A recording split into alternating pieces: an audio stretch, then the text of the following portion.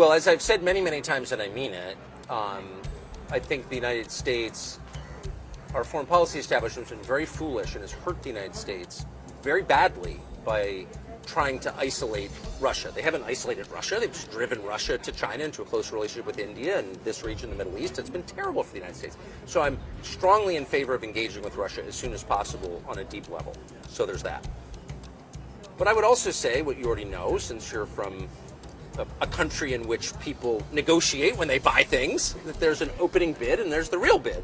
That's true. Of course. So I came in and it's 100% tariff, and then we kind of talked through what we each want. And Which is what Trump has done. Exactly. ये एक ऐसा बयान है जिसने Washington से लेकर नई दिल्ली तक सियासी हलकों में हलचल मचा दी है।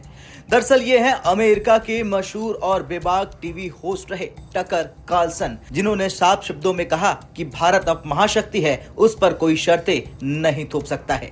ये बयान ऐसे वक्त पर सामने आया जब अमेरिका भारत पर रूस से तेल खरीदने को लेकर दबाव बना रहा है और ट्रेड टैरिफ की बातें भी जोर पकड़ रही है।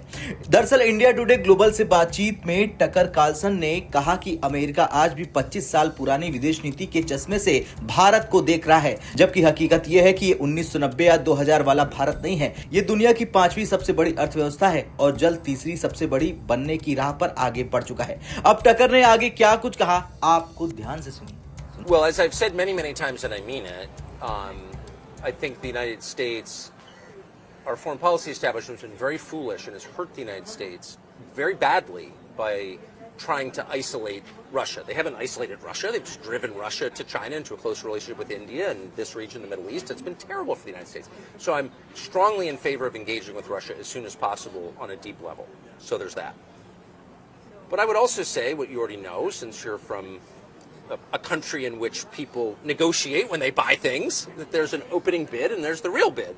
That's true. Of course. So I came in and it's 100% tariff, and then we kind of talked through what we each want. And Which is what Trump has done. Exactly. अब आपने ये तो सुन लिया, लेकिन टकर ने आगे ये भी कहा कि रूस के खिलाफ लगाए गए प्रतिबंधों से खुद रूस कमजोर नहीं हुआ, बल्कि उल्टा अमेरिकी डॉलरों को नुकसान हो गया है और वैकल्पिक आर्थिक ढांचे खड़े होने लगे हैं।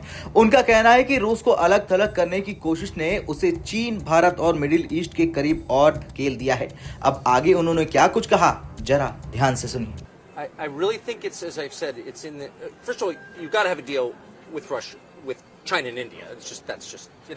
That's global commerce, so that's going to happen, and hopefully on terms favorable to everybody, fair to everybody, or as fair as you can get in a negotiation. How is it fair? He said zero oil from Russia. How is that fair? Tucker? It's absurd.